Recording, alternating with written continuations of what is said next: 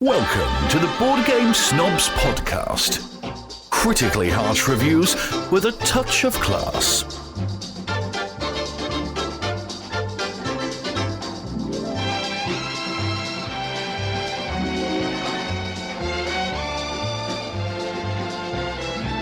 And go. Best Batman. Best Batman. Without me thinking twice about it. I'm eating almonds. Go ahead. Almonds or almonds? These are almonds. Oh. Best Batman of almond times. I am of the era of Christopher Nolan. I mean, I grew up in the 80s, so it should be Michael Keaton and or Val Kilmer and or George Clooney, but come on. No, Val Kilmer. not George Clooney. Val Kilmer, not bad. Oh, did you know that Joel Schumacher died? The director. No. Oh, sorry, it's hard to sound shocked when you've got a mouthful of almonds. I'm sorry to break the news to you, but R.I.P. Joel Schumacher. Did you do Back to the Future? No, that was Zemeckis. Was it? Joel Schumacher did Batman Forever and Batman he did The Rock and too, Robin. didn't he? No, that was that's Bay. Michael Bay. Sort your life out, sir. Okay, go ahead. So Please I like Christian Bale. Who's your Batman? I gotta admit, I think Michael Keaton really encompassed all the range of the Batman character. But I love Christian Bale. I think him and Michael Keaton are tied. I'm very interested in seeing what the Patterson kid's going to do with it. Pattinson? Did I say Patterson? Yeah, You said Patterson? Pattinson. Yes, Pattinson. Team Edward. Yeah, I mean, I've seen him in a few things. He's going to be in the upcoming Tenet if it ever does come out due to Tenet's coronavirus. already out. No, it's not. Tenet's already out and you've seen it. You just don't remember it. It's because I've gone backwards in time. You've I don't gone remember backwards in time. You know that Michael Keaton is supposedly going to star in the Flash movie, Flashpoint version as Batman in that universe of Batman. I did not know that. He is I mean, who knows what's going to happen nowadays. He's going to be old Batman? He's signed on as Batman from that universe, yes. Because Flashpoint, the whole thing with Flashpoint is multiverses. You're saying words. You said Flashpoint multiverses, and I don't know what those are. Are those terms? Do you need to watch, you need to read Flashpoint, the comic series then? I'm not reading comics. I have. You've never read a comic? I read the old Batman comics back in the 80s. Archie and Jughead. I had never read Archie Highly and Jughead. recommended from me. I love Archie and Jughead. Why? Some high school drama? You might as well be watching Glee. Apparently one of those actresses just disappeared on her boat out in the ocean. She rented a boat somewhere and they found her 4-year-old son, but she's gone. Like she fell off the boat? That's sad. One thing I saw the boy said that like a 4-year-old child. I don't remember being 4 years old, but I have one memory and it's depressing. McDonald's. I don't. The ball pit. It's the ball pit at McDonald's. The ball pit. That's all I remember. No, the memory I have, I'll tell you, is my parents not picking me up in time, and I thought the world was ending. Don't forget or not pick up your 4-year-old child when he's literally at school for the first time, and he's sitting there waiting and waiting and waiting, and your parents are like, "Oh, sorry, we're going to be about 30 minutes late for a 4-year-old. End of the world." So you just thought they just forgot you? They were just late. I'm not laughing at you. I'm laughing with you. Laugh. Yeah. Who's laughing? I'm not laughing. Well, I'm sorry. I'm sorry. That's terrible. Do you have some banter? Maybe some banter will make you feel better. Sadly, another R.I.P. Paul Vasquez. Who's Do you that? remember? Double Rainbow, man. Double Rainbow. Now, this was some time ago. This was last month. Do you remember the Double Rainbow guy? Yeah. Dead. He's passed away. Really? He was only 57. What'd he die from? I think he was kind of just in bad shape, but I think he just he was kind of out of shape looking. That might be terrible to say. You look at me, I'm very out of shape looking. You have a shape. You have a shape. It's just round. As a fellow out of shaper. Shaper.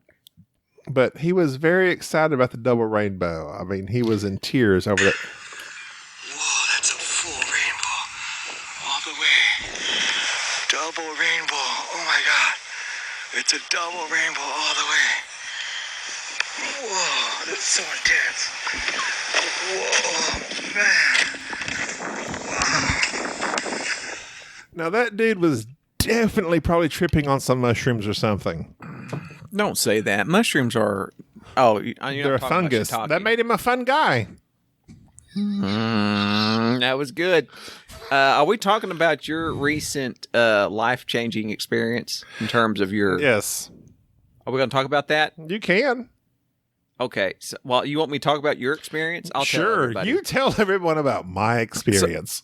So Gabi recently went to the doctor and found out that he is expecting to no longer be employed. Because apparently to be a truck driver, you have to be in shape. Like, you have to be somewhat healthy. Surprising, no? Have you seen the truck drivers? Yes. Well, apparently you cannot have a thing called hypertension. And so they told Gabi that he had made a few months. That's a myth. Yeah. I mean, come on. Tension, hypertension, the whole thing sounds weird. Sounds weird. They told Gabi he had a few months to get back in shape. And Gabi decided, you know what? I think I'll take that time and just treat yourself. Treat yourself, bruh. And so now Gabi is unemployed. Correct. Right. Yeah, I went to the doctor. So if you have a CDL Class A license, I guess Class B too. But it's a Class C driver's license. That's what Class that stands for. Class A is like, Jack A, but with, what's that accent mark over the E?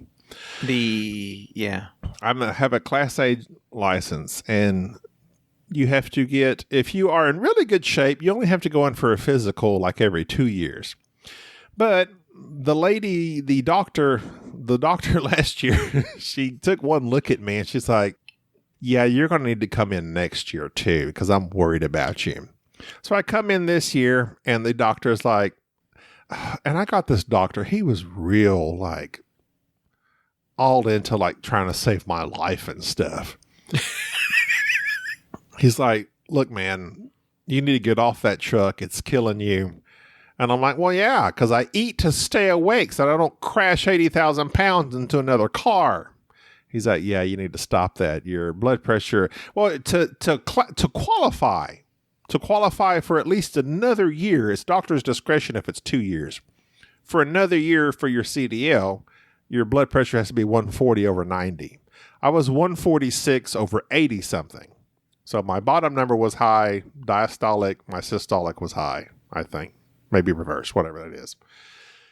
He's like, so we're going to give you 3 months.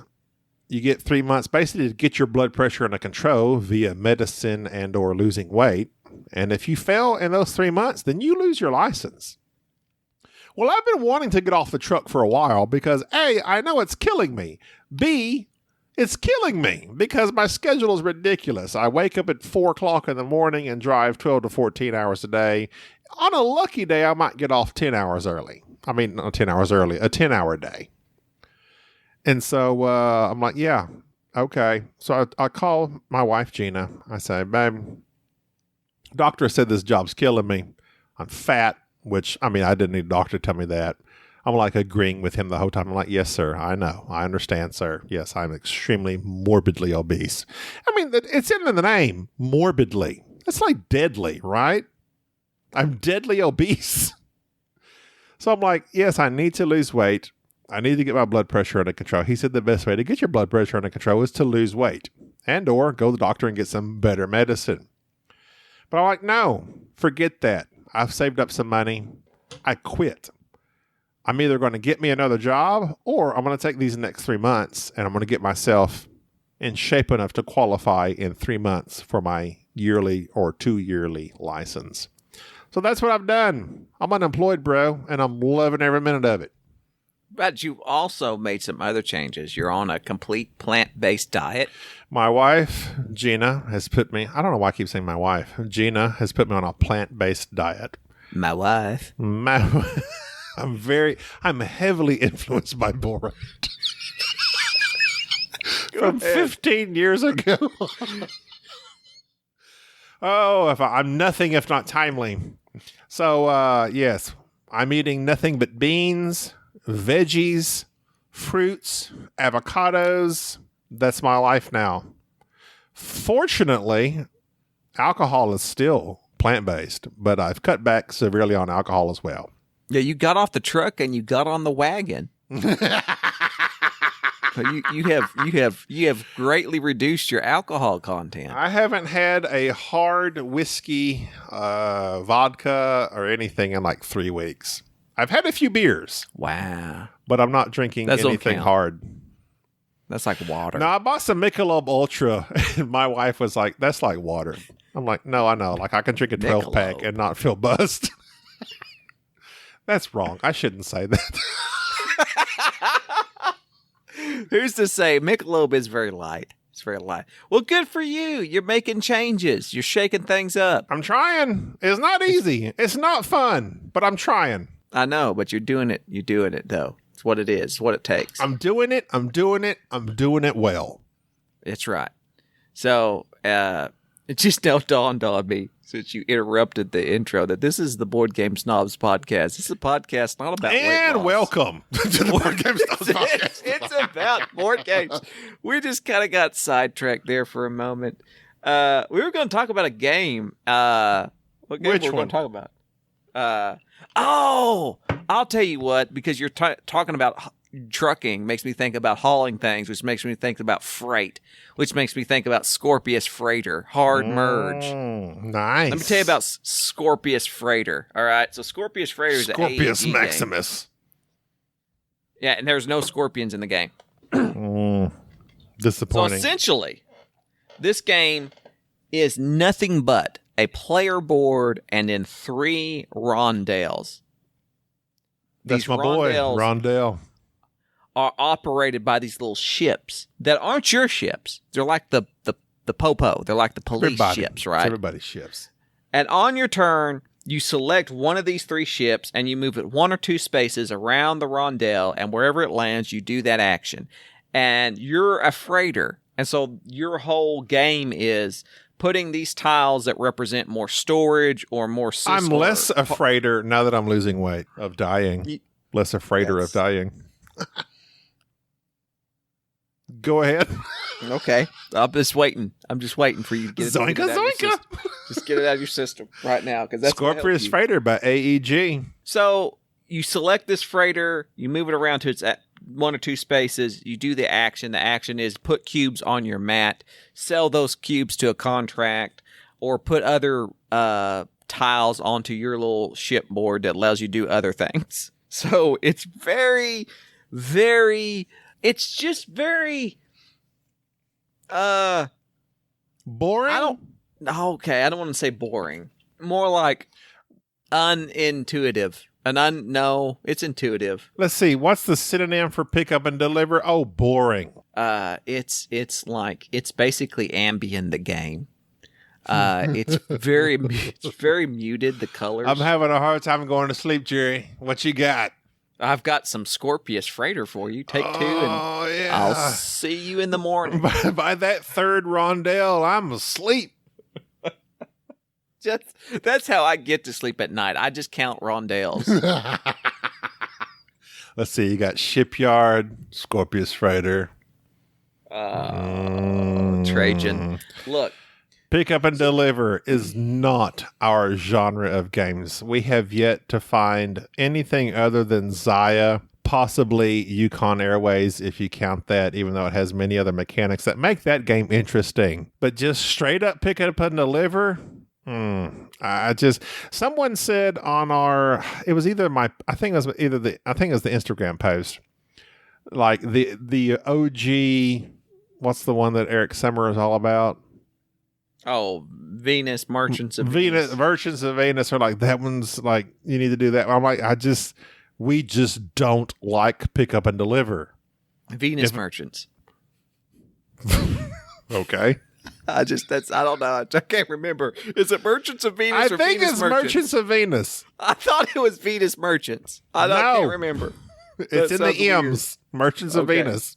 Okay, Merchants of Venus. So it's just not our genre. We just need to stop trying. But you could say Venus Merchants and it would be the same thing because it is literally the same thing.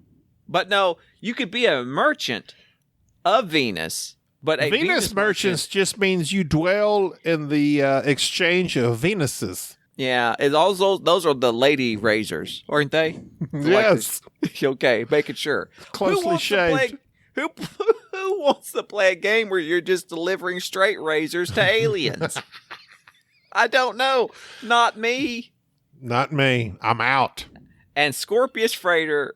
I'm out. One of those games, and I had played with it beforehand, learned it, messed around by just completing the game myself and just kind of soloing it, just seeing what it was like. And I realized the game is functional.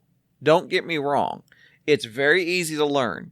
If you like rondelles, if you like going around in a circle and just doing stuff, like if you're elliptical in nature, you'll love this game. If going into orbit is something that if you see a merry-go-round and you just can't help yourself, then this game is for you.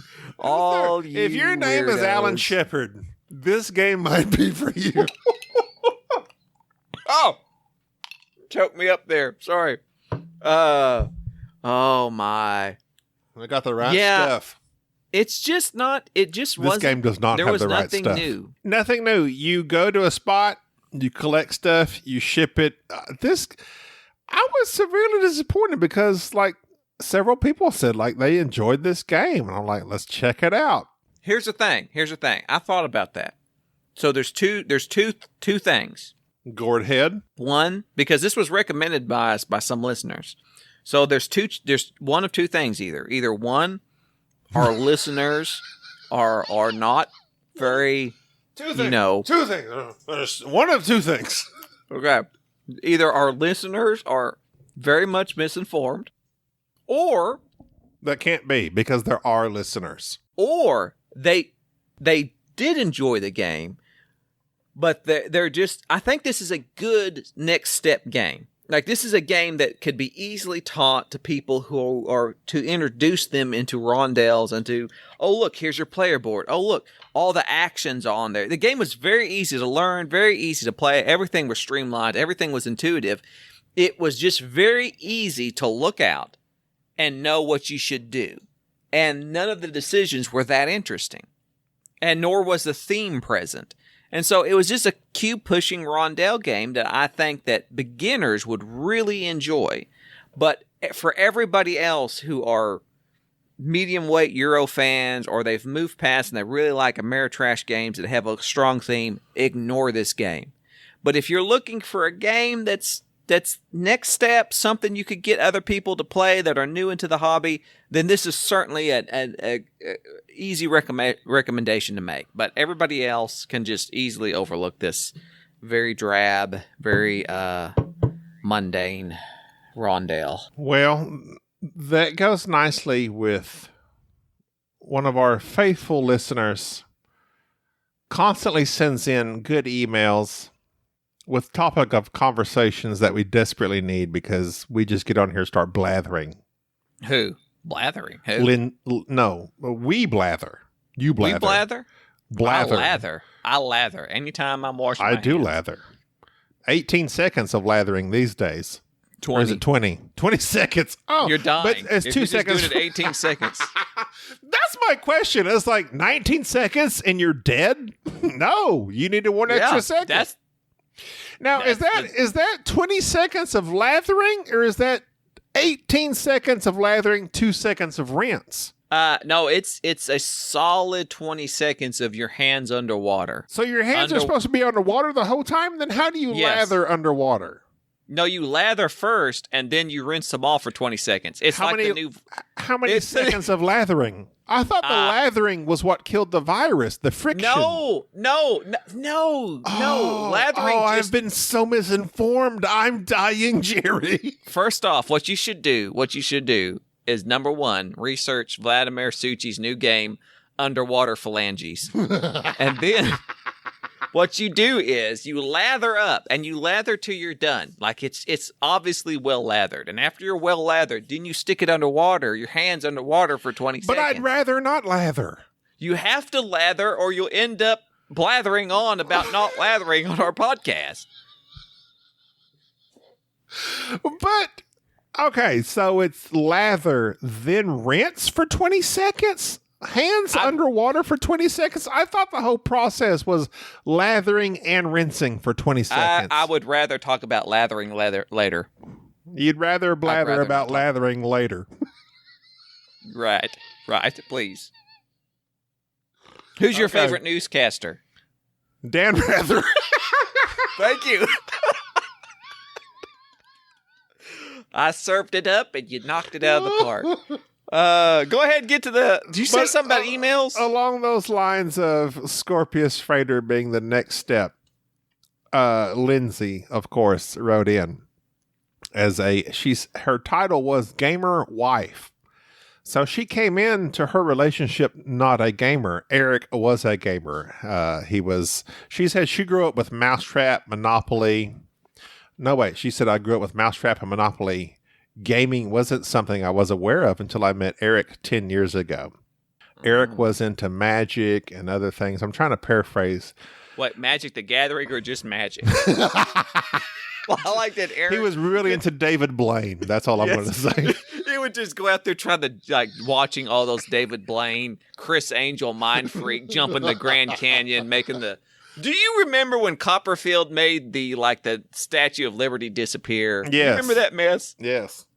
Okay, I recently watched that Blaine guy do this thing where he supposedly jumped the Grand Canyon and wound up in a cage that was hovering over David an Blaine jumped the Grand Canyon? You're thinking Evel Yeah. Knievel.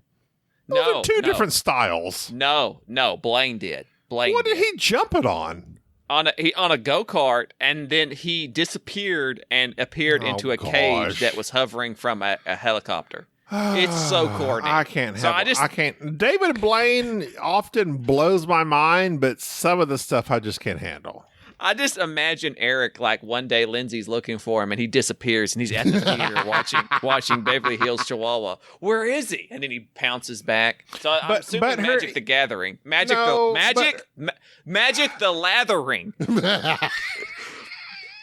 Write this down if you're listening. This is good stuff. Cards that have a film of soap on them so that as you're playing them, your hands lather up and you can do some personal grooming at the same time. It's for all those gamers that refuse to take a shower. It solves the body odor thing. Magic the Lathering cards for all of your obese Magic the Gathering players who refuse to wash.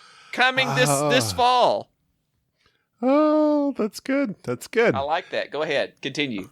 So the gist of her email was she wasn't into gaming, but Eric got her into gaming by means of a process, and there's things you can do so that you don't overwhelm your significant other. You want to get them into gaming, right? Right, Jerry? Right. Yes, I'd rather them game. She says, my first recommendation as being on the other side is to meet them where they are.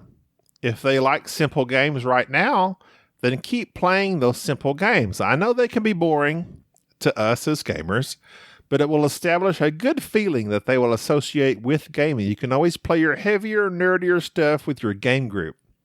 Second, make sure that you find themes that they will enjoy and mechanics that fit their personality. She said Eric looked for farming science games and avoided the space monster fantasy things because I am not drawn to that.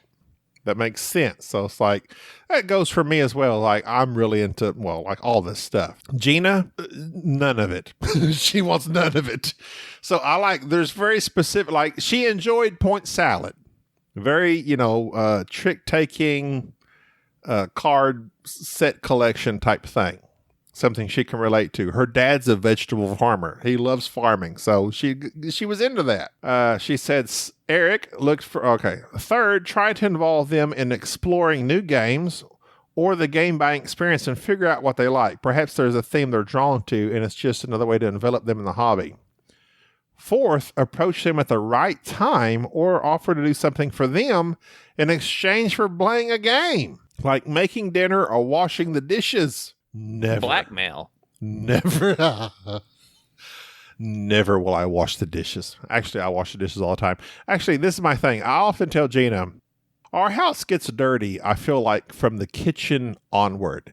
You keep the kitchen clean, I feel like the house is clean. Do you feel that way? How do you feel? That if the kitchen's clean, the house is clean? To me, if the kitchen gets dirty in our home, if the kitchen gets dirty, it just goes from there. So me and Gina really try to keep the kitchen, like the dishes washed, things put up, because if the kitchen gets cluttered, it's like, oh, the house is dirty.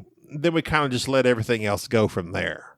Okay, so after she says exchange for playing a game like making dinner or washing the dishes, she says, sometimes I felt too tired to think at night, but I usually enjoyed morning, midday, or afternoon games on the weekend when nothing else was going on. I'm kind of the same way. It's like late in the evenings, especially on a weekday. I don't play on a weekday because usually I'm working.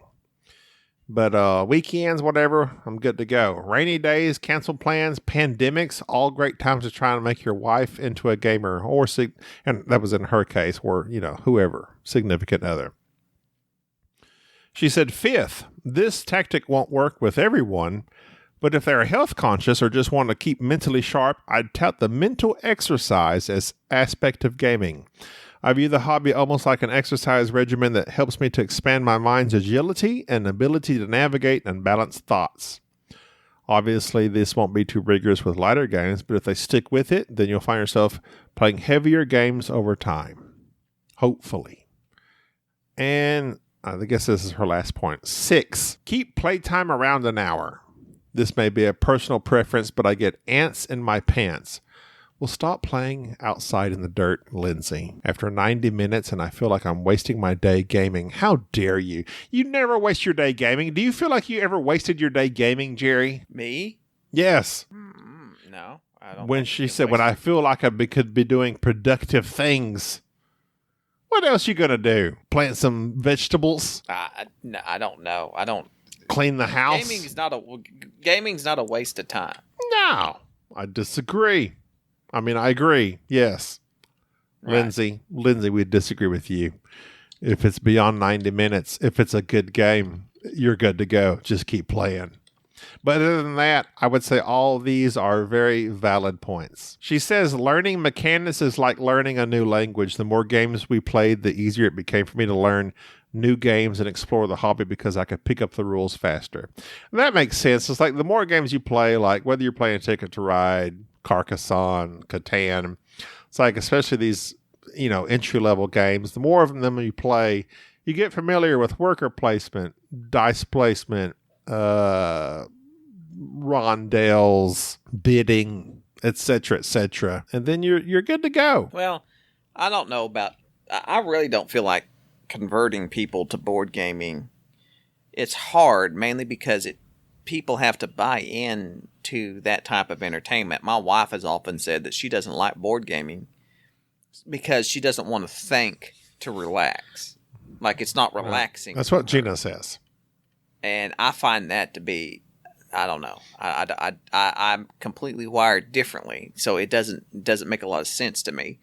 I don't know how you get around that other than playing something that's particularly mindless, that the interactions are very well already, determined for the most part. You might as well be doing a puzzle. And I don't like that. And I find that to be difficult to play. And so it's like, you're stuck between a rock and a hard place. Gina's the same way. She likes all the quote unquote gateway games. She'll play Ticket to Ride. She'll play The Crew now. I've got her into that. She likes, what's the one with the tiles? Everybody plays? Not the tiles. Azul. She likes Azul, but she's never going to play Barrage with me. She's never going to play Ragusa with me. And I have accepted that. And I just reserve those games for me and Jerry and Enrique and whoever else happens to come along. Mike and Crystal. And that's fine. And that's why I've also gotten into solo games. I try to get games that also have a solo, variant so that I can play the game by myself, enjoy it, learn it. And then when I'm able to have people that play the game, then we're good to go. Right. I don't know. It's hard to get people into gaming. I think it's hard to get into gaming. I think that either you're, what's the word? There's a word for it. Either you're when you figure it out, you're going to enjoy it, or you're not. Like Mike and Crystal. Like the first time I showed Mike, we played, what did we play? The White Castle. What's the White Castle game? Is it White Castle? No, you're not getting burgers. Like you're not getting Harold burgers. And Kumar. Is that what you're talking about? You're picking up about White. Me and Mike went out to eat some burgers. And he really liked it. Let's go play some Chick-fil-A. No, you're talking about Whitechapel. Whitechapel, not White Castle. Yes, Whitechapel. Letters are from Whitechapel. Like that's the first game. Like Mike came over. I'm like, let me show you this game. Mike was enamored by it, and then I showed him. And that's not really like. That's not a Euro. That's any genre except for hidden movement. But he was tooken by it. Is it tooken a word? Taken. Yeah, taken. He was taken. I will find you. I will kill you. But fortunately, nobody killed Mike, and he continues to play games with me. Like, we played Whitechapel, Letters from Whitechapel, and he's been into it since. He's bought games. He's got his wife into it, Crystal, and they're just into it. As opposed to Gina. I've tried to play. I played Letters from Whitechapel with her. She did not enjoy it. Like, I think you're either geared towards it or you're not. It's just kind of that simple. I would say it's probably going to be very rare that you actually turn somebody that's not geared towards or interested into modern board gaming. Unless you're Eric and know magic. But I think it's just like any other sport or hobby. It's like golfing. Like, you go golfing one time and you know whether it's going to be for you or not. I'm more of a frolfer. Frolfer? Frolfer. I'm into frisbee golf. Oh, is that a thing? Have you been frisbee golfing? Yes. Yeah. I've never frothed. You throw the little disc and you chase it. How do you golf disc golf? You toss that frisbee and there's like instead of a hole in the ground, there's a cage up in the air, and if you throw it, it's like a basketball net, but for your frisbee. If you toss it in there, you score. It's pretty good. I like frisbee golf, but I'm not frothing at the mouth to play. So there's not a lot of walking involved with it. No, there is. There is. Oh. Yeah, it's very similar to golf, except instead of hitting a ball with a golf stick. A golf stick? Yeah. A stick of golf? I know what you're talking about. Instead of swinging at a ball with a stick, you're throwing a discus with your arms and hands. And a discus? Yes. I've played both. I still prefer regular golf. I tore my meniscus throwing a discus. So, yeah. Thank you, Lindsay, for writing in. Thank you for being who you are. Eric, just keep that magic going, man. Keep that magic going. Eric, hold on tight, bro. Hold on tight. We don't want to ruin it for you, but you better not screw up. Yeah. I also wanted to say, as for our podcast with Bubba, our recent one with where we discussed classics. Yeah, and he declares that Hitler's a classic. I can't believe you can't bring Bubba on without him saying something. And I really like that we're getting together for a podcast, and I get the third degree. Okay, Jerry, be mindful of what you say. Don't get us canceled. Blah blah blah blah blah. And then 5 minutes in, Bubba starts talking about Hitler. That's Bubba. Bill Jazzer said, overall, Bubba's contribution was very insightful. But he goes on to mention how Bubba was talking about, literature. He said Moby Dick, the book, is instructive on the classic discussion, it was considered a failure when published in the 1920s. British literary critics discovered, quote-unquote, discovered the novel and declared it the greatest American novel. Do you remember Moby, the techno guy, yes. the bald guy? Yes, very much, because Stranger Things, season 1, he sings like the last song, and it hit me, and I cry every time I hear that song. What song? It's like something about crossing the ocean, but it's extremely effective in making me cry. Well, anything's effective in making you cry. I mean, is it just was it when they? It's called When It's Cold Out. When It's Cold, I'd Like to Die. When It's Cold, I'd Like to Die. Well, by Moby. By Moby. When Hopper is doing CPR on Will at the end. Mm-hmm. Spoilers. Stranger Things season 1 spoilers. Forgive me.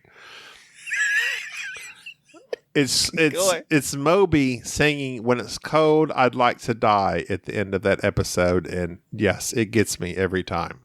To this day, I listen to that song, I cry. Oh, okay. Do you cry, Jerry? When was the last time you cried? I was mixing some silicone, and it has a very strong ammonia smell, and it kind of welted my eyes up a little bit. Chopping some onions. Yeah. Other than that, no, I don't have much in the way. You've never cried. Emotionally, you never cried. I'm not talking about onions or silicone. I recall the last time I shed tears. I don't know what to say. I mean, I know this about you. I know you have emotional issues. I don't have issues. You have issues. It's not normal not to cry. I don't. Okay. I hate to go here. I hate to go here. When your father died, did you cry? No. So what? I mean, like, is that a thing? Do you have to cry? Are you required to cry? I guess not. But most people do. Okay. What? Is there anything that makes you like, oh my God, I don't even know where to go with this. Do you not get sad and cry? No. I mean, I guess. What about a puppy? I mean, like if you had a puppy that died, would you cry? No. I've had puppies and dogs and such, but nothing. This is why I'm the heart of the show. You're the mind and attitude of the show.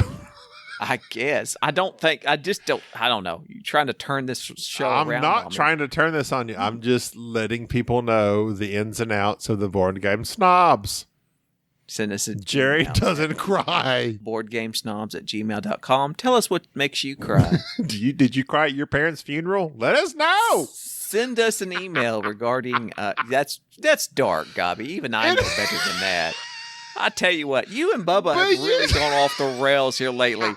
Bubba and his History Channel, and you just making flippant remarks about people's parents dying. You've had a parent die. I've had a parent die. One of us cried. Guess who it was? How dare you? How dare you emotionally shame me just because I am empty inside? How dare you? I see a kitty cat and start crying and I can't stop. I know this about you, and I'm the one with the problem. So yes. Go ahead. We're both messed up emotionally. Let's just say that. At opposite ends of the spectrum. It makes for a great podcast. Oh, and that's going to do it for this one. Yes, it is. Gobby's going to go sit in the corner and I'm going to go pet my kitty cat and cry. And Jerry's while listening to Moby. While it's cold outside, I'd like to die. While it's cold, I'd like to die. Look it up. It'll make you cry. Until next time, I'm Gabby. This is Jerry. Bye-bye. Thank you for listening to the Board Game Snobs. Stay classy.